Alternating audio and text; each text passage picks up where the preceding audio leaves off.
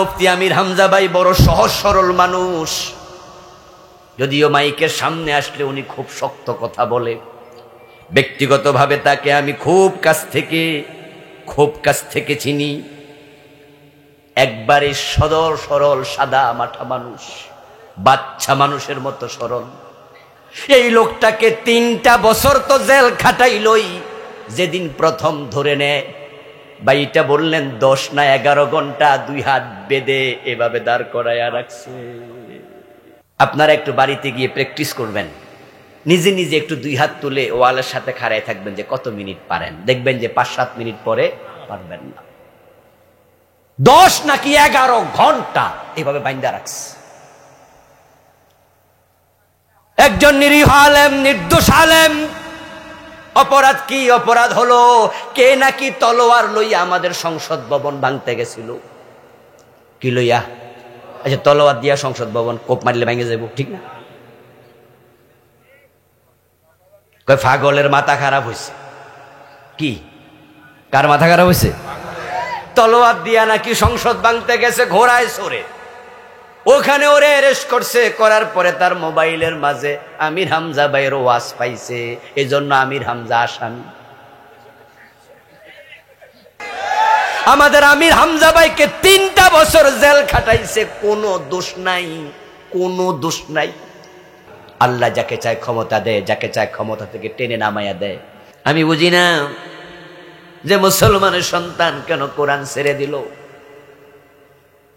53টা বছর আমরাই তো দেশ চালাইলাম। 54 বছর, 71 থেকে 2025 কোন হিন্দু প্রেসিডেন্ট হয় নাই, কোন বৌদ্ধ প্রধানমন্ত্রী হয় নাই, কোন খ্রিস্টান এই দেশের আইনমন্ত্রী হয় নাই।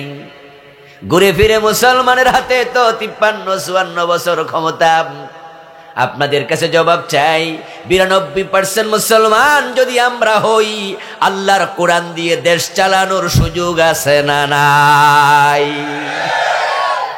ডক্টর কামালের লেখা সংবিধানের দাম বেশি না আল্লাহর কোরআনের দাম বেশি?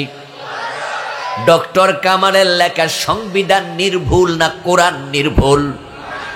তো কোরআন যদি দামি হয়, নির্ভুল হয়, এটা বাদ দিছ কেন? কোন কারণ? বরং ডক্টর কামালদের লেখা ওই সংবিধানে যত আইন ঢুকাইছে সবগুলা ব্রিটিশদের থেকে হাওলাত করা। ঠিক না? আমাদের দণ্ডবিধির যত আইন আছে সবগুলো ব্রিটিশ আমলের লেখা। এজন্য আপনারা দেখবেন আজ থেকে 150 বছর আগের আইন, 200 বছর আগের আইন, ওই ব্রিটিশরা যেগুলো লেখছে ওগুলো বেটা হাওলাত নিস। অথচ ডক্টর কামাল মিয়া খ্রিস্টান না মুসলমান? তো সে বেটা ব্রিটিশের আইন নিল কেন? কারণটা কি? এরপরে এবার বলেন ডক্টর কামাল মিয়ারে এবার বাদ দেন। উনি সংবিধান লেখার পরে আজ পর্যন্ত সংবিধান ঠিক উনি যেমন লেখছে তেমনই আছে নাকি একটু পরিবর্তন হয়েছে? শিক্ষিত ভাইয়েরা কথা বলেন, পরিবর্তন হয়েছে নি? মোটা 18 বার। মাশাআল্লাহ, একজন কয়ে দিছে 18 বার। 18 বার পরিবর্তন হওয়াই তো প্রমাণ করে এটা কোরআন হাদিস না, এটা পরিবর্তনযোগ্য। আর পরিবর্তন যেহেতু করা যায়, তাহলে ব্রিটিশ আইন বাদ দিয়া কোরআনের আইন ঢুকানোর সুযোগ আছে না নাই? কিন্তু 53 বছরে তারা কেন ঢুকাইল না, আমি এটা বুঝলামই না। ও দোস্ত, আল্লাহর কোরআনের আইন যদি সমাজে চালু থাকতো তাহলে সমাজটা হতো শান্তির সমাজ। আমরা তো দেখেছি জাহিলিয়াতের যুগে মারামারি, কাটাকাটি, হানাহানি, অশান্তি কাকে বলে। কিন্তু হযরত ওমর যখন রাষ্ট্রপ্রধান হলেন, অর্ধ দুনিয়ার সম্রাট, তখন শান্তি এমন ভাবে আসছে, অর্ধ দুনিয়ার খলিফা ওমর গাছতলা একা একা ঘুমায়, বডিগার্ডের প্রয়োজন নাই। কি শান্তি! আমাদের দেশের প্রধানমন্ত্রী একা একা রাস্তা যায়নি, সাহস করব না। আমার বন্ধু সামনে পিছনে ডাইনে বামে শুধু পুলিশ আর পুলিশ, SSF, পুলিশ, সেনাবাহিনী, বিজিবি, র্যাব, আরো কত কিছু বানাইছে। সব আগ থেকে অ্যালার্ট। কি আজীব, যেখানে যাবে 1 সপ্তাহ আগে সেনাবাহিনীর চৌকস গোয়েন্দা দল চলে যায়, সাথে কুত্তাও নেই, ঠিক নেই? এটার নাম দিছে ডগ স্কোয়াড। দেখেন অবস্থা, কুত্তা মুত্তা আগে ফাটাইয়া দেয়। কি টেনশন, কে কোন দিয়ে দিয়া মেরালায় কোয়া যায় না। আর মরদ্দ দুনিয়ার সম্রাট মদিনা থেকে জেরুজালেম চলে গেছেন সফর করতে, সাথে ওটের রশি টানার জন্য একজন সঙ্গী আর কোন বডিগার্ড নাই। শান্তি কাকে বলে? মানুষ খাইতে পায় না, গরিব মা তার সন্তানকে খাবার দিতে পারে না, রাতের বেলায় সন্তান কান্না করছে। অর্ধ দুনিয়ার সম্রাট ওমর ওই মহিলার বাড়িতে টের পাইয়া নিজের কাঁধের মাঝে আটার বস্তা তুলে নিজে কাঁধে করে পৌঁছাইছে। আর এখন আমাদের দেশের নেতারা হেরার চান্স পাইলে আমরা টাকা বিদেশ পাঠাইয়া দেয়, ঠিক না? আমরা গরিবেরা কষ্ট মষ্ট করে রিক্সাওয়ালা ঠেলাওয়ালা দিন মজুর কুলি কুলি ভিক্ষা করুন না, আমরা চাকরিজীবী। 10 টাকা 5 টাকা জমাইতে জমাইতে আমরা কিছু টাকা ব্যাংকে জমাই।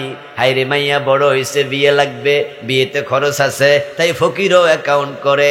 ইসলামী ব্যাংকের 18টা শাখা থেকে শুধু এসালম গ্রুপ টাকা বিদেশে পাচার করেছে 80,000 কোটি।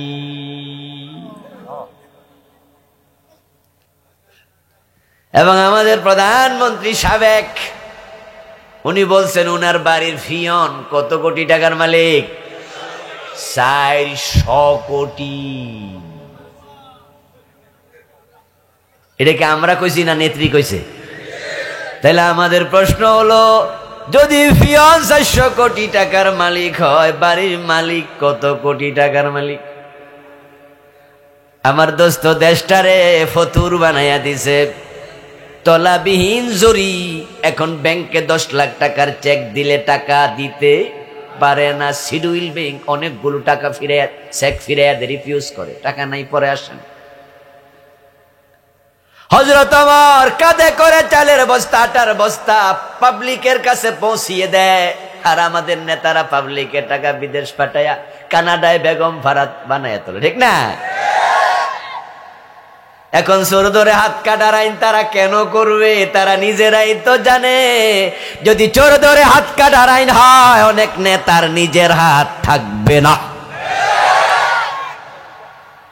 আয়নার সামনে দাঁড়াইলে তারা আয়নার ভিতরে চোর দেখতে পায়, ঠিক নেই? আয়নার সামনে খাড়াইলে কি দেখে? তখনই কয় যে হুজুররা এইসব চোর ধরে হাত কাটার আইনের কথা কয় কেন? এগুলো মধ্যযুগীয় আইন। যখন কোরআনের সরাসরি বিপরীতে দাঁড়াইতে সাহস করে না, কারণ মুসলমানের দেশ, তাই উল্টায়া ঘুরাইয়া ফিরে আমাদেরকে রাজাকার বলে গালি দেয়। যুদ্ধাপরাধী বলে মামলা দিয়ে জেলে ঢুকাইয়া দেয়। ওরাও জানে যে আসলে ওরা যুদ্ধাপরাধী। আল্লামা সাইদি কি যুদ্ধাপরাধী ছিল? আপনাদের কি মনে হয় উনি মানুষ খুন করছে? উনি ধর্ষণ করছে? কারো বাড়িতে আগুন লাগাইছে? এটা হেরাও জানে। উনি যে ভালো মানুষ এটা ওরাও জানে। সমস্যা হলো উনি বাহিরে থাকলে উনার আন্দোলনে, উনার আলোচনায়, উনার তাফসিরে এমন ভাবে যুবকদের মাঝে বিপ্লবী সুর উঠেছে, তারা ভয় পেয়েছে উনি বাহিরে থাকলে ইসলামী বিপ্লব হয়ে যেতে পারে। এই জন্য ধরে 13টা বছর জেলে ঢুকায় রাখছে। আমার বন্ধু, আল্লাহর কোরআনের দিকে আসুন ফিরে। কোরআনের কাছে আসলে আখিরাতে নাজাত মিলবে, দুনিয়ায় শান্তি মিলবে। কোরআন ছাড়া হেদায়াতের কোনো কিতাব নাই, তাই হেদায়াত পেতে হলে আল্লাহর কোরআনের কাছে যেতেই হবে। এই কোরআনের মাঝে আল্লাহ তাআলা বলছেন হেদায়াতের কিতাব, এবং সাথে সাথে এটা মুক্তির কিতাব। কিতাবুন আনজালনাহু ইলাইকা লিতুখরিজান নাসা মিনাজ যুলুমাতি ইলান নূর। আল্লাহ তাআলা বলেন, এই কিতাব আমি নাজিল করেছি হে প্রিয় নবী আপনার কাছে। এই কিতাবের মাধ্যমে আপনি মানুষগুলোকে অন্ধকার থেকে আলোর পথ দেখাবেন। এটা হেদায়াতের কিতাব, এটা মুক্তির কিতাব। এটা আলোক পত্রিকা। যদি আমরা অন্ধকার থেকে বের হতে চাই, জুলুম থেকে নিষ্কৃতি চাই, দারিদ্রতা থেকে অবমুক্তি চাই, আল্লাহর কোরআনের বিকল্প নাই। প্রগতি, শান্তি, সমৃদ্ধি সব কোরআনের মাঝে নিহিত। এখানে আল্লাহ রেখে দিয়েছে। আল্লাহ তাআলা সূরাতুল মুমিনুনের প্রথম আয়াতে বলছেন, ক্বাদ আফলাহাল মুমিনুন, যারা মুমিন তারা হলো সফল কাম, তারা সফল হয়ে গেছে। এখন যারা মুমিন তারা কেমনে সফল হলো? বাজারে যাওয়ার সময় গাই গরু কিনতে মহিলারা বলে দেয়, এই দেখে শুনে কিনেন। আর পুরুষ মানুষও কয়, ঠিক আছে দেখে তো কিনবো, দুধ যেন বেশি হয়। যখন আমরা গাই গরু কিনি তখন আমরা কি দেখি? ওলান দেখি না মাথা দেখি? ওলান দেখেন কেন? কারণ আপনি আর আমি বুঝি ওলানের মাঝে দুধ থাকে, তাই ওলান বড় হইলে দুধ বেশি। কিন্তু ওলান যদি ছিদ্র করেন দুধ পাবেন কয় ফোঁটা? তো দেখলেন কি আর ফাইলেন কি? ওলান ছিদ্র করলে দুধ বের হবে না রক্ত বের হবে? ফুরাটা কাটলে পাইবেননি দুধ। এমনও গাই আছে যে গাই একদিনে 20 লিটার দুধ দেয়, 25 লিটার দুধ দেয়, এমনও গাই আছে না? ফুরাটা ওলান কেটে যদি আপনি মাপ দেন, ওজন করেন, পাল্লায় তুলে, ওলানের ওজন হবে 10 থেকে 12 কেজি গোস্ত, এর চেয়ে বেশি নয় বা আরো কম। তো ওলানের ফুরাটা গোস্ত হয় 10 কেজি, দুধ দেয় 25 কেজি, বাকি 15 কেজি কই? আবার ছিদ্র করলে যে পরে রক্ত, তো দুধ কই? তো মহিলা না কইছে দেখা কিনেন, তা আপনি কি দেখলেন?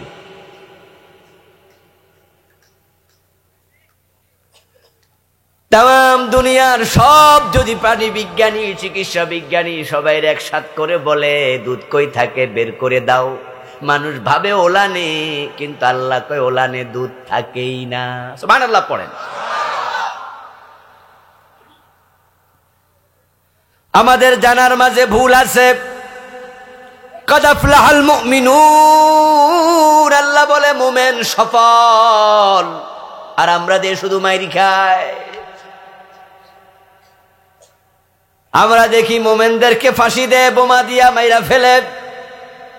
বরং আমরা দেখি সফল হলো আমেরিকা, সফল হলো ইউরোপ, ওদের টাকা আছে, পয়সা আছে। আমরা দেখি ওলান বড় কিনা, বড় ওলানে দুধ বেশি, কিন্তু আল্লাহ কয় না না, ওলানে দুধ থাকে না। ইন্না লাকুম ফিল আনআমি লাইবরাতান নুসকিকুম মিম্মা ফি বুতুনিহি মিন বাইনি ফারসিন ওয়া দামিন লাবানান খালিসা সাইগান লিশ-শারিবিন।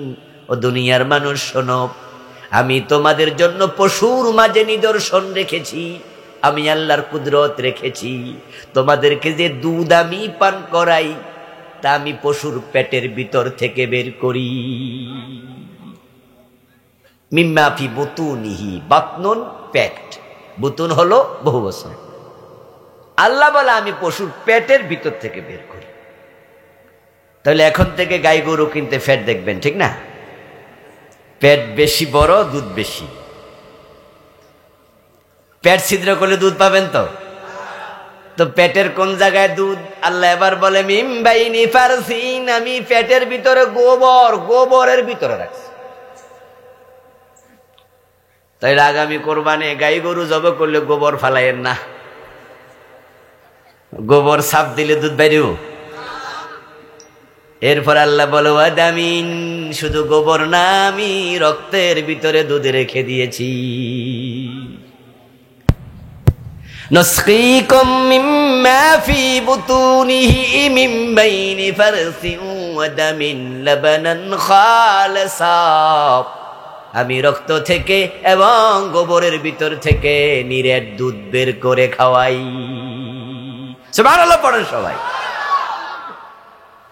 আপনি ভুল দেখেছেন, আমি ভুল দেখেছি। আমরা দেখেছি গোবর চাপ দিলে পানি বের হয়, কেমন কেমন একটা ময়লা পানি। আমার রব কয়, আমার আল্লাহ কয়ের ভিতরে দুধ আছে, ওটা দেখার ক্ষমতা তোমাদের চোখের নাই। কত কিছুই তো ভুল দেখি। যে ব্যক্তি পিএইচডি হোল্ডার, সব ক্লাসে first class, first second third হয়েছে, একবারে ভালো রেজাল্ট করতে করতে ইউনিভার্সিটির টিচার হয়ে গেছে, এখন পিএইচডি টিএইচডি কইরা কয় যে আমি সফল শিক্ষিত মানুষ। আর যে এমপি মন্ত্রী হইয়া যায় কয় রাজনৈতিকভাবে সফল। কেউ মনে করি ক্ষমতার নাম সফলতা, কেউ মনে করি টাকার নাম সফলতা, কেউ মনে করি সার্টিফিকেটের নাম সফলতা। আল্লাহ বলে না না, আসহাবুল জান্নাতি হুমুল ফাইজুন, জান্নাত পাওয়ার নাম হলো সফলতা।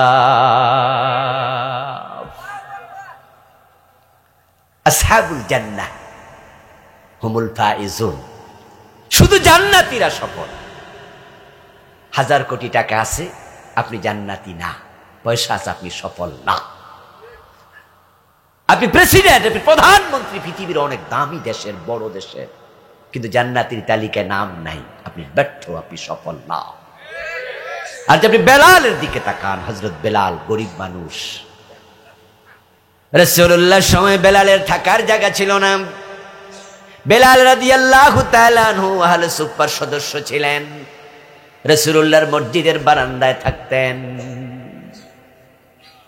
বিয়ে করার মতো সামর্থ্য ছিল না বেলালের। হযরত বেলালের বাবা ছিল দাস। হযরত বেলাল নিজ বংশানুক্রমে ছিলেন দাস। সমাজে থার্ড ক্লাস নাগরিক নয়, বরং দাসদের সামাজিক মানুষের মূল্যটুকুও ছিল না। তাদেরকে মানুষ মনে করা হতো না। ওই বেলাল টাকাও নাই, পয়সাও নাই, থাকার ঘর নাই, খাওয়ার খাবার নাই। কিন্তু আপনাদের কাছে প্রশ্ন করি, জবাব দিন, বেলাল কি ব্যর্থ না সফল? কেন? আমার রাসূল মেরাজ থেকে ফিরে এসে বলেছেন, বেলাল, আমি মেরাজের রাতে জান্নাতে ঢুকেছি, আমার আগে আগে তোমার পায়ের শব্দ শুনেছি। বেলাল আল্লাহর জান্নাতি মানুষ, খুব সফল মানুষ। আমরা বেলালের নাম শুনলেই ভালোবাসায় মনটা ভরে ওঠে। যদি সেই কালো বেলালকে আজকে আমরা সোনাগাজী বাজারে পেতাম, আপনাদের এই ডাকবাংলা বাজারের মোড়ে বেলাল আজকে আসতো, আমরা পাগলের মতো দৌড়াতাম, ওই কালো বেলালকে কান্দে তুলে আমরা নাচতাম। আমাদের গায়ের জামা খুলে বেলালের পা মুছে দিতাম, বেলালকে জড়াইয়া ধরে কপালে হাতে চুমু খেতাম। ও প্রিয় ভাই, বেলালকে এক নজর দেখার জন্য আমরা পাগল হয়ে যেতাম। কিন্তু যদি ফেরাউনের লাশটা আমরা পাই কোনো খোলা মাঠে, আমরা জড়াইয়া ধরে চুমু খাবো না স্যান্ডেল দিয়ে পিটাবো? তো বেলাল তো গরিব, ফেরাউন তো ছিল প্রেসিডেন্ট। আসলে ক্ষমতার নাম সফলতা না। কারুন পৃথিবীর সবচেয়ে ধনী মানুষ, কিন্তু আজকের পৃথিবীতে কারুন নামে একজন মানুষকে নাম পাবেন না। এই নামটাও গালি। কেউ কাউকে কারুন বললে সে মনে করে আমাকে কৃপণ বলা হয়েছে, গালি দেয়া হয়েছে। এজন্য হযরত ওমর বলেছেন, মান ইতাজ্জা বিমাকানিহি ফালিয়ানজুর ইলা ফিরআউন ওয়া মান ইতাজ্জা বিমালিহি ফালিয়ানজুর ইলা কারুন ওয়া মান ইতাজ্জা বিনাসাবিহি ফালিয়ানজুর ইলা আবি লাহাব ইন্নামাল ইজ্জাতু বিত্তাকওয়া। হযরত ওমর বলেন, তোমরা যারা ক্ষমতা পাইয়া ভাবো তুমি মেম্বার, তুমি চেয়ারম্যান, তুমি এমপি, তুমি মন্ত্রী, তুমি অন্য অন্য মানুষের চেয়ে তুমি সফল মানুষ, আমি ওমর বলবো তাহলে ফেরাউনের দিকে তাকাও। ক্ষমতা ছিল কিন্তু ফেরাউন সফল মানুষ। বরং আজকের পৃথিবীতেও তার লাশটা এখনো আছে। আল্লাহ তাকে ৩১০০ বছর পানির মাঝে বাসায়া রাখছে, পানিতে পচে নাই, গলে নাই, হাঙ্গর তিমি তাকে খায় নাই। কেন রেখে দিয়েছে আল্লাহ নিজে কোরআনে বলেছেন, আলিয়াউমা নুনাজ্জিকা বিবাদানিক লিতাকুনা লিমান খালফাকা আয়া। ও ফেরাউন, তোকে পানিতে ডুবালাম, চুবাইয়া মারলাম, কিন্তু তোর লাশ আমি রেখে দেব, যেন পরবর্তী প্রজন্মের জন্য তুই একটা নিদর্শন হতে পারিস, মানুষ যেন তোকে দেখে শিক্ষা নেয়, বুঝতে পারে ক্ষমতার সাথে সফলতার সম্পর্ক নাই। ফেরাউন সফল হলে আল্লাহ পানিতে চুবাতো না, গজব দিয়া মারতো না। এতে বোঝা যায় যারা প্রেসিডেন্ট, যারা মন্ত্রী, তারাই সফল, এ কথা বলার কোনো সুযোগ নাই। হযরত ওমর বলে, যারা পয়সাওয়ালা আছো তারা তো মনে মনে মাঝে মাঝে ভাবো, আমার অধীনে কতজন চাকরি করে, লাখ লাখ টাকা বেতন দেই, আমার ফ্যাক্টরিতে 500,000 কর্মচারী, 10,000 কর্মচারী, কত লোক আমারে দেখলে স্যার স্যার বলে বসা থেকে দাঁড়ায় যায়। জানো তুমি আমার কয়টা গাড়ি আছে, কয়টা বাড়ি আছে? ভাবসাব কি পয়সাওয়ালা মানে তুমি সফল, নিজেকে ভাবো। ওমর বলে, তাহলে কারুনের দিকে তাকাও। কারুনের সম্পদের ব্যাপারে আল্লাহ নিজে সূরাতুল কাসাসে বলেন, ওয়াতাইনাহু মিনাল কুনুজ, আমি কারুনকে গুপ্তদণ্ডের ভান্ডারগুলো খুলে দিয়েছি। কি পরিমাণ সম্পদ তার ছিল! আল্লাহ তাআলা সূরাতুল কাসাসে পবিত্র কোরআনের মাঝে বলেন, তার ধনাগারের চাবি বহন করার জন্য একদল লোকের প্রয়োজন হতো। চাবির ভারে যাদের গর্দান নুয়ে যেত, কিন্তু সে কারুনকে আল্লাহ সব সম্পদ সহ মাটির নিচে ধসায়া দিছেন। আজ থেকে 7-8 বছর আগে আমিও গিয়েছিলাম মিশরে এগুলো দেখার জন্য। কায়রো থেকে 250 থেকে 300 কিলোমিটার দূরে ফাইয়ুম নামে একটা জেলা আছে, ওখানে কারুনের বাড়ি। প্রাইভেট কার নিয়ে ঘুরতে গেছিলাম, দেখেছি সেখানে বিশাল জলাশয়, সমুদ্র, নামে বুহাইরায়ে কারুন, কারুনের উপসাগর, সবটা পানিতে ভরা, ময়লা পানি, নর্দমার মতো পানিতে দুর্গন্ধ।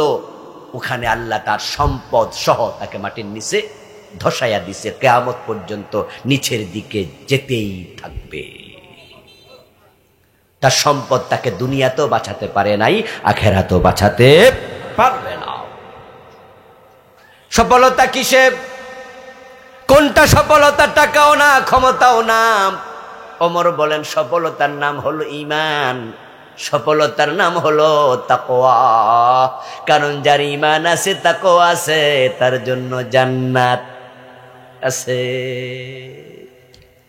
ওয়াতিলকাল জান্নাতুল্লাতী নুরিসু মিন ইবাদিনা মান কানা তাকিয়া।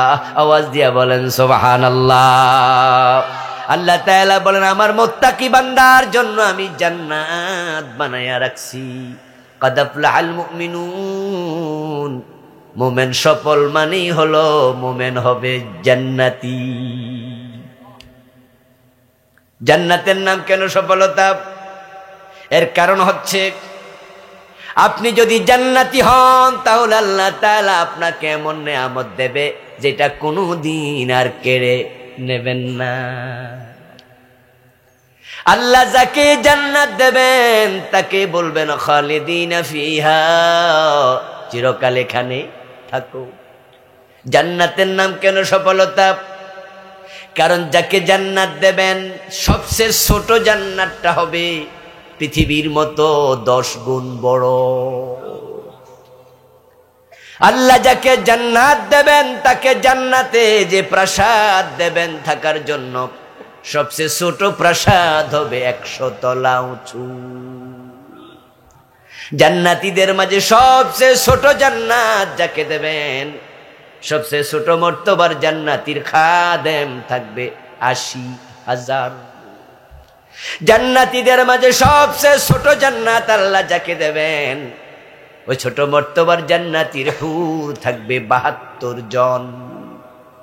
আল্লাহর জান্নাতে বানানো প্রাসাদ গুলো, একটা ইট হবে স্বর্ণের আর একটা হবে রৌপ্যের। ইভেন জান্নাতে যে গাছগাছালি হবে সেগুলো আল্লাহ স্বর্ণ দিয়ে বানাবেন। প্রত্যেকটা হাদিসের অনুবাদ বলছি, হাদিসের ইবারত বলার সময় হবে না, রাত 11:30 অলরেডি বেজে গেছে। তাই বাংলায় বললাম, এই জান্নাত আল্লাহ আপনাকে দেবেন যদি আপনার ঈমান থাকে। তাই জান্নাতি হওয়ার জন্য প্রথম গুণ হলো মুমিন হতেই হবে। কাদ আফলাহাল মুমিনুন, মুমিনেরা সফল, মানে মুমিনেরা জান্নাতি। আল মুমিনুন, এই আলিফ লাম ইস্তিগরাকি, সব মুমিন জান্নাতি, এবং মুমিন ছাড়া কেউ জান্নাতে যাবে না। যত কাফের, যত মুশরিক, যত মুনাফিক, সব হবে জাহান্নামী। এবার আপনাদের কাছ থেকে একটু জবাব নিয়ে তারপরে সামনে আগাবো। জান্নাতে যেতে হলে ঈমান দরকার আছে না নাই? এখন ঈমান কেমনে আনে সেটাও জানতেই হবে। বাংলাদেশের লোকদের ঈমানের সবচেয়ে বড় অভাব, প্রথম শর্তে ঘাটতি। অধিকাংশ নামাজি বেঈমান হয়ে বসে আছে। কত নামাজি আছে যে মুশরিক, কত নামাজি কাফের, হিসাব নাই। প্রিয় নবীজি বলছেন, ইয়াতি আলান নাসি জামান ইয়াজতামিউনা ফিল মাসাজিদি লাইসা ফিহিম মুমিন। এমন এক জামানা আসবে যে জামানার মানুষগুলো মসজিদে জামাতের সাথে নামাজ পড়বে, কিন্তু একজনেরও ঈমান থাকবে না। ঈমান কেমনে থাকবে? মসজিদে গিয়ে আল্লাহর সিজদা দেয়, আবার দরবারে যাইয়া পীরের পায়ে সিজদা দেয়। এমন লোক আছে না নাই? পীরের পায়ে সিজদা দিলে ঈমান থাকে না যায়? ঈমান যদি চলে যায় পীরের পায়ে সিজদা দিলে, তাহলে আমরা কারণ খুঁজবো কেন গেল। উত্তর হলো ইবাদতের মালিককে। ইবাদত হবে কার? তো সিজদা কি ইবাদত নয়? তাই ইবাদত হবে শুধু আল্লাহর। এটাতে অন্যকে শামিল করলে শিরিক হয়। যে ব্যক্তি শিরিক করে আল্লাহ তার জন্য জান্নাত হারাম বানায়। মান ইউশরিক বিল্লাহি ফাকাদ হারামাল্লাহু আলাইহিল জান্নাহ। আল্লাহ কোরআনে বলেন যে শিরিক করলো তার জন্য আল্লাহ জান্নাত হারাম বানাইলো। এখন শুধুমাত্র পীরের পায়ে সিজদা দেয়া শিরিক, এছাড়া কি আর শিরিক নাই? তো যদি পীরের পায়ে সিজদা দিলে বেডা মুশরিক হয়, আর বাকি শিরিক যদি আপনি করেন, আপনার খবর কি? আমাদের দেশে কত নামাজি মুশরিক, তার হিসাব নাই। এই যে সামনে নির্বাচন আসতেছে, আমাদের নেতারা কতজনরে মুশরিক হবে বেহিসাবি। হাতের মাঝে মাইক নিয়েই নেতারা বলে দেবে জনগণ সকল ক্ষমতার উৎস। ভাইয়েরা, আমাদের ভোট দিয়েন, আপনারাই সব ক্ষমতার মালিক। আপনারা চাইলে আমরা ক্ষমতায় যামু, আপনারা না চাইলে ক্ষমতায় থাকবো না। আপনারাই ক্ষমতা দেন, আপনারাই ক্ষমতা থেকে নামান। আর কত সস্তা কথা কইয়া আমাদের ফার্ম দিয়া ভোট নিব, ঠিক না? বুঝাই দেবে যে আমরা ক্ষমতার মালিক। আমার প্রিয় ভাইরা, অথচ কোরআন মাজিদ আল্লাহ তাআলা বলছেন ক্ষমতার মালিক হলেন শুধু আল্লাহ। আন্নাল কুওয়াতা লিল্লাহি জামিআ।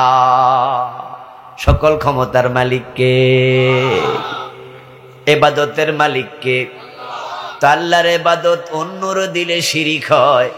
ক্ষমতার মালিক আল্লাহ, এখানে জনগণকে ঢুকাইলে কি শিরিক হবে না? কুলিল্লাহুম্মা মালিকাল মুলকি তুতিল মুলকা মান তাশা ওয়া তানজিউল মুলকা মিম্মান তাশা।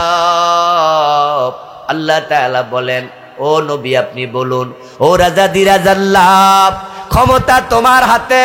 তুমি যাকে চাও ক্ষমতা দাও, যাকে চাও তার থেকে ক্ষমতা ছিনায়া নেও। কোরআনে একটা সূরা আছে, সূরাতুল মুলক, আসেনি? মুলক শব্দের অর্থই হলো রাজত্ব।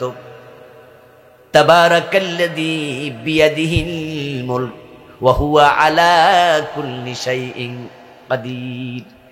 আল্লাহ বরকতময়, ক্ষমতা তার হাতে, ক্ষমতা শুধু তার হাতে। তিনি যাকে চায় ক্ষমতা দেন, তিনি যাকে চান ক্ষমতা থেকে নামাইয়া দেন।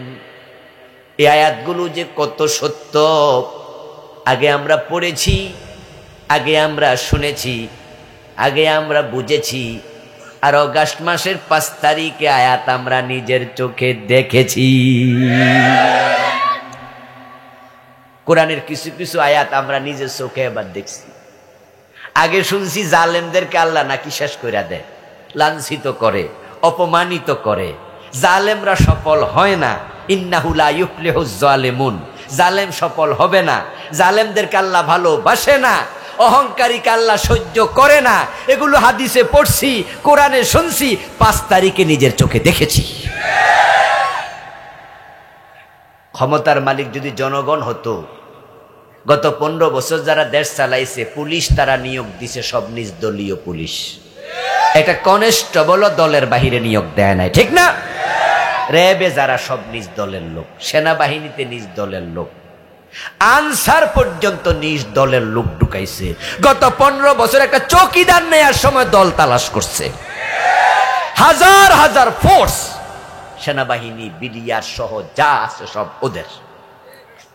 এই দেশে হাজার হাজার কর্মী ওদের, মন্ত্রী ওদের, এমপি ওদের, মেয়র ওদের, ইউনিয়নের চেয়ারম্যান ওদের, মেম্বার ওদের, সব ওদের।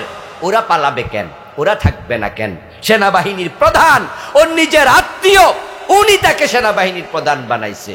উনি যাইয়া বলতেছে, ম্যাডাম আপনি ঘোষণা করছেন 2041, 2041, আর আমি ওয়াকার বলছি আপনার সময় আছে 45 মিনিট। ঠিক কিনা? ঠিক কিনা? ওরা ঘোষণা করছে 41 সাল, করে নাই? করে নাই?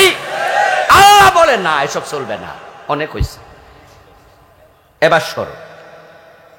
ক্ষমতার মালিক জনগণ না, ক্ষমতার মালিক আল্লাহ। তাই হাজার হাজার কর্মী থাকার পরে, পুলিশ সেনাবাহিনী থাকার পরেও এমন ভাবে পালাইছে। আল্লাহ যে জালেমদেরকে বেজ্জতি করে, এটা আমরা দেখেছি। রান্না করা খাবার খাইয়া পালাতে পারে নাই, ঠিক না? দুপুরে খাওয়ার জন্য সকালবেলা রান্না হয় নাই, রান্নলো কে আর খাইলো কেনা? পরে ফলাফান যায় খায় তো খায়, আবার এটা ফেসবুকে দেখা, আপনারা দেখেন নাই? এবং নিজের যে আলমারির কাপড় চোপড় আছে, এটি নেয়ার সময়টাও পায় নাই, এক কাপড়ে পালিয়ে গেল। পরবর্তী পোলাপান যায় আলমারি ভাঙ্গা কাপড় বাইর কইরা কে কোনটা নিতেছে ভাগ কইরা এগুলো লাইভে আবার দেখায়। আমার দোস্ত, এবং এমন ভাবে পালাইছে, আল্লাহ যে বলে আমি জালেমদেরকে সহ্য করি না, সফলতা দেই না, বেজ্জতি করি, অহংকারীদেরকে আমি পছন্দ করি না।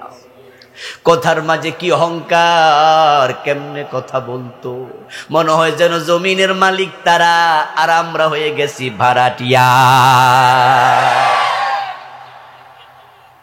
কি অবস্থা! কিন্তু আল্লাহ তাআলা এমন ভাবে বেজ্জতি করছে। আমেরিকা বলে নো ইন্টারেস্ট, আমার দেশে আসা যাবে না, বলে নাই? আমেরিকা বলছে আইসো না আমার দেশে। ব্রিটেন বলে এসো না। অথচ সজীব ওয়াদের জয়, আমেরিকার নাগরিক, তার মাকে বলছে আসবা না। তার বোনের মেয়ে টিউলিপ, লন্ডনে তিনি মন্ত্রী ছিলেন, যদিও 3-4 দিন আগে তার মন্ত্রিত্ব আবার ক্যান্সেল হয়ে গেছে, পদত্যাগ করেছেন। ওই দেশ বলছে আসবা না। পৃথিবীর কোন দেশ ভিসা দেয় না, ভিসা যা ছিল ক্যান্সেল করে দিয়েছে। ইন্ডিয়া যদি জায়গা না দিত, বলানোর জন্য ইঁদুরের গর্ত খুঁজে পেত না। আল্লামা সাইদি বলে নাই, অবস্থা এমন হয়েছে, আল্লাহ এমন বেজ্জতি করছে, পৃথিবীর কেউ জায়গা দেয় না। আচ্ছা, আপনারা আমার এখানে যারা আছেন উপস্থিত, বলুন তো প্রিয় ভাইয়েরা, আমরা যদি ওমরা করার জন্য সৌদি আরবের ভিসা চাই, সৌদি আরব ভিসা দিব না? কিন্তু উনারে কইছে নাম না, আমার দেশ আইয়ের না, ভিসা দিব না। আচ্ছা, আমাদের রিক্সাওয়ালাও মালয়েশিয়া যেতে চাইলে মালয়েশিয়া ভিসা দেবে না? উনারে কয় যারা আমনেরে দিব না। এবং দুবাই চলে গিয়েছিল, পত্রিকায় দেখেছি দুবাই এয়ারপোর্টে উনাকে 10 ঘন্টার মতো রেখে তারপরে আবার ইন্ডিয়া পাঠাইয়া দিছে।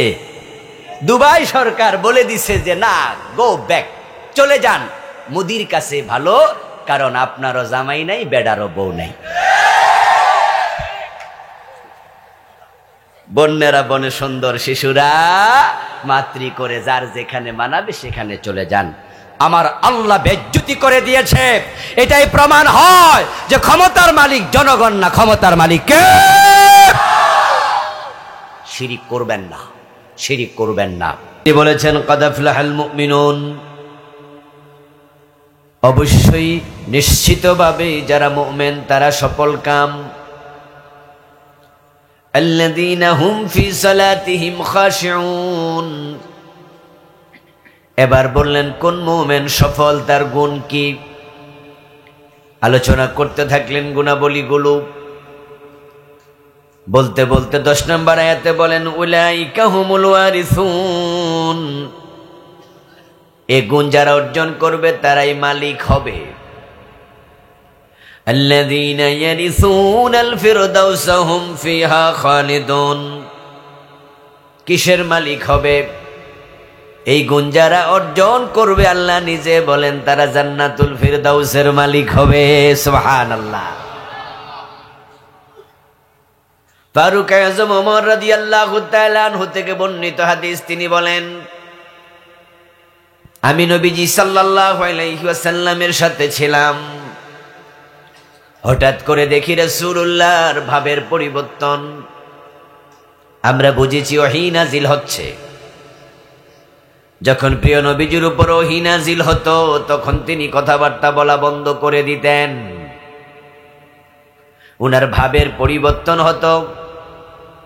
মা আয়েশা থেকে বর্ণিত হাদিসে পাওয়া যায় প্রচন্ড শীতের মাঝেও ওহী নাজিলকালীন সময়ে প্রিয় নবীজির কপালের মাঝে বিন্দু বিন্দু ঘাম জমে যেত, কারণ ওহী অত্যন্ত ভারী জিনিস। এই জন্য প্রিয় নবীর ভাবের মাঝে পরিবর্তন হতো। ওমর বলেন আমরা দেখলাম ভাবের পরিবর্তন, বুঝলাম ওহী নাজিল হচ্ছে। অপেক্ষা করছি কি ওহী এসেছে শুনবো। রাসূলের ভাব আবার ঠিক হয়ে গেল, তিনি স্বাভাবিক হলেন, আমাদের দিকে ফিরে বসলেন। তারপর বললেন এই মাত্র জিবরিল আমিন সূরাতুল মুমিনুনের 11টি আয়াত নাজিল করলেন। এই আয়াতে যে গুণগুলো আছে, এই গুণগুলো যে মুমিন অর্জন করবে সে হাসতে হাসতে জান্নাতে ঢুকবে।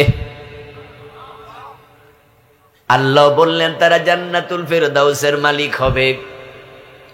তার দূত নবী মুহাম্মদ বলেন হাসতে হাসতে জান্নাতে যাবে। তাহলে বোঝা যায় এখানে যে গুণগুলো আছে এগুলো গুরুত্ব অনেক বেশি, খুবই গুরুত্বপূর্ণ। আমি আল্লাহর কোরআন থেকে আপনাদেরকে সেই কথাগুলো শোনাবো। এই কোরআন হচ্ছে আমাদের হেদায়াতের একমাত্র কিতাব। যে ব্যক্তি হেদায়াত নিতে চায় তাকে কোরআনের কাছে আসতেই, এর বিকল্প কোনো কিতাব পৃথিবীতে নাই। এবং যে ব্যক্তি হেদায়াত নেয়ার জন্য কোরআনের কাছে যাবে না সে হেদায়াত পাবে না। আর যদি হেদায়াতের জন্য অন্য কোথাও যায় কোরআন বাদ দিয়া, আল্লাহ তাকে হেদায়াত থেকে আরো দূরে সরাইয়া দেয়। নাউজুবিল্লাহ। রাসূলুল্লাহ সাল্লাল্লাহু আলাইহি ওয়াসাল্লাম বলেছেন ফামান ইবতাগাল হুদা ফি গায়রিল কুরআনি আদাল্লাহুল্লাহ। যে ব্যক্তি হেদায়াতের জন্য কোরআন বাদ দিয়া অন্য কোথাও যাবে হেদায়াত তো পাবেই না, আল্লাহর হেদায়াত থেকে ধাক্কা দিয়া দূরে সরাইয়া দেবে। এবং যে ব্যক্তি আল্লাহর কোরআনকে হেদায়াতের কিতাব হিসাবে গ্রহণ করবে না, বরং কোরআন থেকে দূরে থাকবে, হাসরের দিন আল্লাহ তাআলা তাকে অন্ধ বানায়া তুলবে। আল্লাহর সামনে যাওয়ার পরে নবী মুহাম্মদ সাল্লাল্লাহু আলাইহি ওয়াসাল্লাম তার বিরুদ্ধে আল্লাহর আদালতে মামলা দেবে। প্রথম হলো সে থাকবে অন্ধ, দ্বিতীয়ত সে হবে মামলার আসামি। ওই ব্যক্তি যে কোরআন পড়ে নাই, কোরআন বোঝে নাই, কোরআন মানে নাই। আল্লাহ তাআলা বলছেন, এই দুটা কথাই কোরআনে আছে। আল্লাহ বলছেন ফামান আ'রাদা আন যিকরি فإن له معيشة ضنكا ونحشره يوم القيامة أعمى ومن أعرض عن ذكري যে আমার জিকির আমার কোরআন থেকে নিজকে বিরত রাখবে, মুখ ফিরিয়ে নেবে, দূরে থাকবে, আমি দুনিয়ায় তাকে সংকীর্ণতায় ফেলে দেব। টাকা থাকতে পারে, সুখ কেড়ে নেব, অর্থ থাকবে, খাবার কেড়ে নেব, নিজের সন্তান থাকবে, উল্টা আচরণকারী বানাইয়া দেব, সম্পদ দিয়া সম্পদকে তার অশান্তির কারণ বানাইয়া দেব, তার স্ত্রী থাকবে, অবাধ্য বানিয়ে দেব, দুনিয়ায় এমন অসুস্থতা দেব যেটার চিকিৎসা করার ক্ষমতা ডাক্তারেরও থাকবে না। তাকে আমি দুনিয়ায় বিপদে মুসিবতে ফেলে দেব। ওয়ানাহশুরুহু ইয়াওমাল কিয়ামাতি আমা, আর কিয়ামতের দিন তাকে আমি অন্ধ বানাইয়া তুলব। তারপরে সে আল্লাহকে কিয়ামতের দিন বলবে, লিমা হাশারতানি আমা ওয়া কাদ কুনতু বাসীরা, আল্লাহ আমি তো চোখওয়ালা ছিলাম, আজকে তুমি আমাকে অন্ধ বানালে কেন? আল্লাহ তখন বলবেন, কাযালিকা আতাতকা আয়াতুনা ফানাসিতাহা ওয়া কাযালিকাল ইয়াওমা তুনসা। হে মিয়া, তোমার কাছে আমার কোরআনের আয়াত গিয়েছিল, তুমি সেটা থেকে ভুলেছিলে, মুখ ফিরিয়ে নিয়েছিলে, পড়ো নাই। কোরআন পড়তে জানেন না এমন লোক আজকের মাহফিলে আছে কিনা? পড়তে জানেন কিন্তু অর্থ জানেন না এমন আছে কিনা? অর্থ জানেন কিন্তু মানেন না এমন আছেন কিনা? আত্মসমালোচনা করুন, আল্লাহ আপনার কথা বলতেছে এখানে। তোমার কাছে আমার কোরআন গিয়েছিল, এ কোরআনে আমি বলেছিলাম চোর ধরে হাত কাটো। 54 বছর তোমরা দেশ চালাইছো, একটা চোরের হাত কাটো নাই। এ কোরআনের মাঝে আমি বলেছি জেনা করলে 100 বেত লাগাও। 54 বছর দেশ চালাইছো, আমার আইনে একটা জেনার শাস্তি দেও নাই। আমার রাসূল তোমাদের বলেছে মদ পান করলে 80 বেত দিতে হবে। 54 বছর দেশ চালাইছো, তোমরা মুসলিম ছিলে, হিন্দু বৌদ্ধ ছিলে না, কিন্তু কোরআন হাদিস থেকে মুখ ফিরাইছো। একটা মাদক সেবীকে 80 বেত দেও নাই। আমি কোরআনে বলছি ইনিল হুকমু ইল্লা লিল্লাহ, আল্লাহ ছাড়া কারো আইন মানা যাবে না। আমি কোরআনে বলেছি আলা লাহুল খালকু ওয়াল আমর, সাবধান, সৃষ্টি যার, আইন চলবে শুধুই তার। আমার আইনে বাংলাদেশ একদিন চালাও নাই। আমি কোরআনে বলেছি সুদ খেও না, ওয়াদারু মা বাকিয়া মিনার রিবা, সুদ ছেড়ে দাও, কিন্তু সুদ খাইছো। বলেছি লা তাকুলু আমওয়ালাকুম বাইনাকুম বিল বাতিল, অন্যায়ভাবে মানুষের সম্পদ ভক্ষণ করো না, ফাইল আটকায়া ঘোষ খাইছো। বলেছি আমি ওয়ালা তুকসিরুল মিজান, ওজনে কম দিও না, অথচ ওজনেও কম দিছো, মালেও ভেজাল দিছো। বলেছি আমি বোনের সম্পদ, অন্যের হক, আতিজাল কুরবা হাক্কাহু ওয়াল মিসকিন ওয়া ইবনাস সাবিল, আত্মীয় স্বজনের হক দাও, অথচ ভাই হিসাবে বোনের হক দেওয়া উচিত ছিল, উল্টা বোনের হক নিজে খাইছো, নিজেরটাও খাইছো, বোনেরটাও খাইছো। তোমার কাছে আমার আয়াত গিয়েছিল, কিন্তু ফানাসিতাহা, তুমি আমার আয়াত মানো নাই, ভুলে গিয়েছিলে। ওয়াকাযালিকাল ইয়াওমা তুনসা, আজকে তোরে চোখ দেব না, অন্ধ বানাইলাম, তোর মতো বান্দার আমার দরকার নাই, আমি আল্লাহ তোকে ভুলে গেলাম। বলুন তো আখিরাতে নেতৃত্ব কার? কর্তৃত্ব কার? একচ্ছত্র আধিপত্য কার? আল্লাহ মুখ ফিরে আনিলে কি উপায়?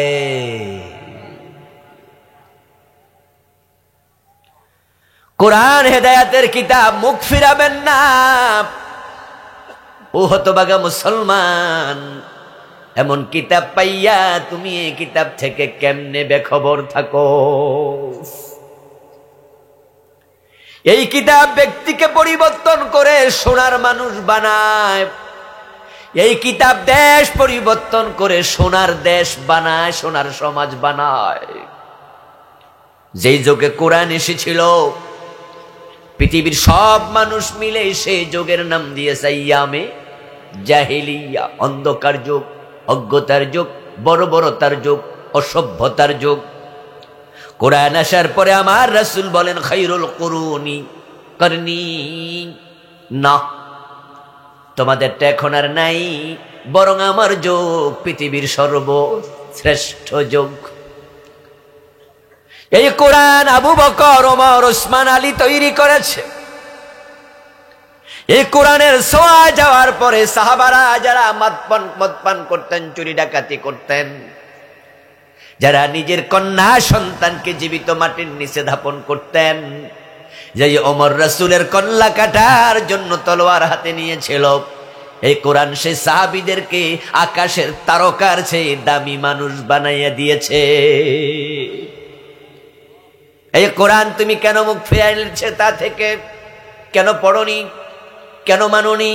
কেন বোঝনি? এই জন্য তোমার প্রথম শাস্তি, তুমি হবে অন্ধ। দ্বিতীয় হলো, প্রিয় নবী আল্লাহর কাছে বলবেন ওয়াকালার রাসূলু ইয়া রাব্বি ইন্না কওমি ইত্তাখাযু হাযাল কুরআনা মাহজুরা। হাসরের ময়দানে আমার রাসূল মুহাম্মদ সাল্লাল্লাহু আলাইহি ওয়াসাল্লাম আমার সামনে এসে বলবেন, ও আমার রব, আমার উম্মতের অমুক অমুক অমুক আমার রেখে আসা কোরআন তারা পরিত্যাগ করেছে, জীবনে সমাজে এটা গ্রহণ করে নাই। আমি মামলা দিলাম, তুমি বিচার করো।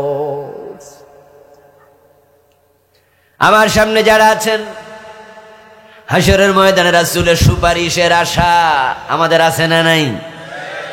নিজের আমল দিয়ে যথেষ্ট মুক্তি পাবেন না সুপারিশ লাগবে? তো রাসূল যদি মামলা দেয়, সুপারিশ করবে কে? এই জন্য আখিরাতে যারা নাজাত চান, সফলতা চান, কোরআনের কাছে আসেন, কোরআনের কাছে আসেন। আল্লাহ যাকে চায় ক্ষমতা দেয়, যাকে চায় ক্ষমতা থেকে টেনে নামাইয়া দেয়। ডক্টর মোহাম্মদ ইউনুস মিয়া আজকে যে বড় চেয়ারে বসলো ক্ষমতা লইয়া, 5 তারিখের আগে উনি কি ঘুমে স্বপ্নেও দেখছে কোনোদিন ক্ষমতা বইব? বরং উনি ছিলেন এত বড় বড় মামলার আসামি। উনি যদি 5 তারিখের আগে কিছু ভেবে থাকেন, সেটা ভেবেছিলেন জেল যে কয়শো বছর হয়। কি ঠিক নয় কি ভাইয়েরা আমার?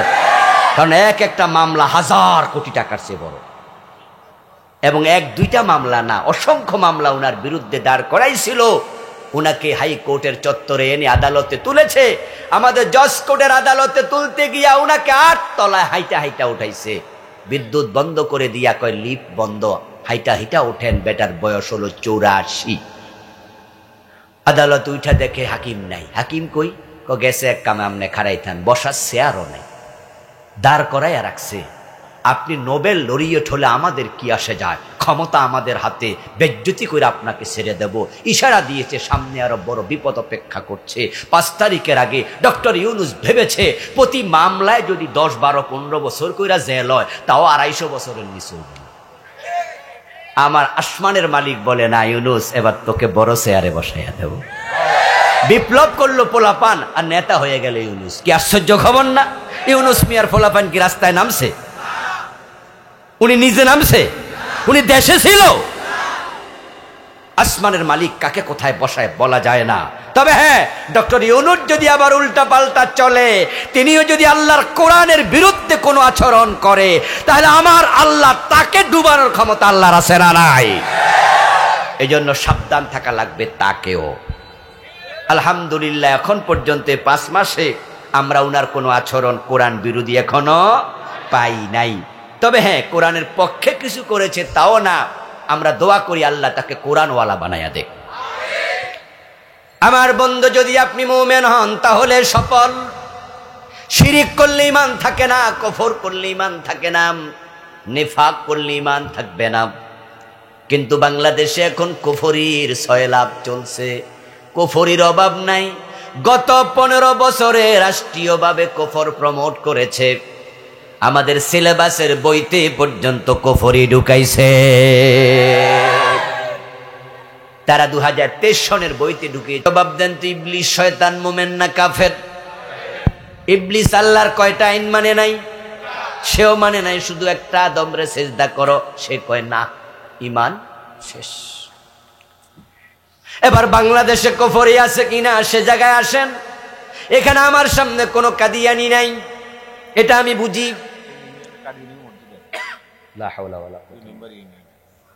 এই এলাকায় নাকি আছে, আশা করছি এখানে নাই, না থাকাই ভালো। যদি কেউ থাকেন তাহলে আপনাকে বিনয়ের সাথে বলবো, ভাবুন, আমি কোনো কাদিয়ানিকে আঘাত দেওয়ার জন্য কথাগুলা বলি না, বুঝানোর জন্য বলছি।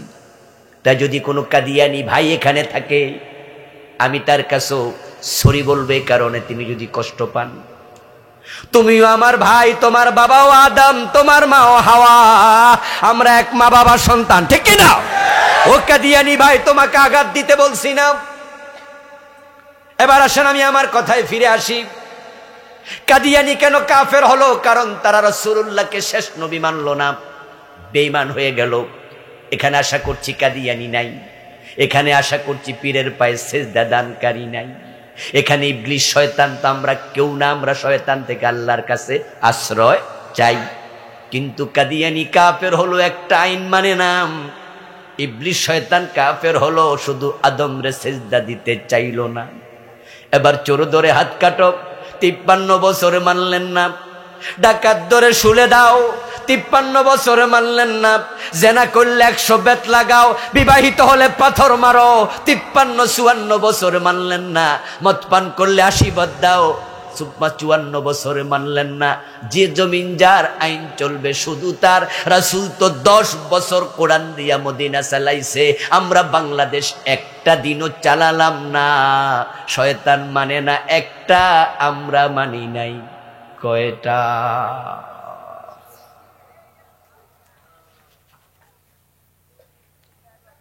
قال رسول الله صلى الله عليه وسلم يأتي على الناس زمان الصابر منهم على دينه كالقابض على الجمر।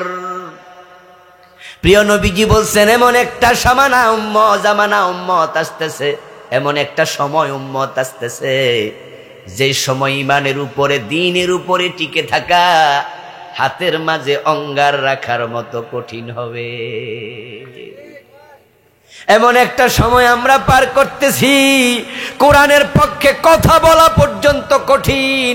5 তারিখের পরে বুক ফুলায় কথা বলা যায়, কিন্তু গত 15 বছর শুধু কোরআনের পক্ষে জিহাদের কথা বলাতেও জেল খাটা লাগছে। কত ইমামের চাকরি চলে গেছে, কত হুজুরকে জেলে দেয়া হয়েছে। আল্লামা জুনায়েদ বাবু নগরী রহমতুল্লাহ আলাইহির মতো বুড়া আলেমকে তারা রিমান্ডে নিয়া পিটাইয়া 2টা হাঁটু হুজুরের অসল করে দিছে। মামুনুল হক ভাইকে বউ দিয়া দর্শনের মামলা করাইছে। সবার চোখের পানি এক জায়গায় জমা হয়েছে, তোতে আল্লাহর গজব পড়ছে।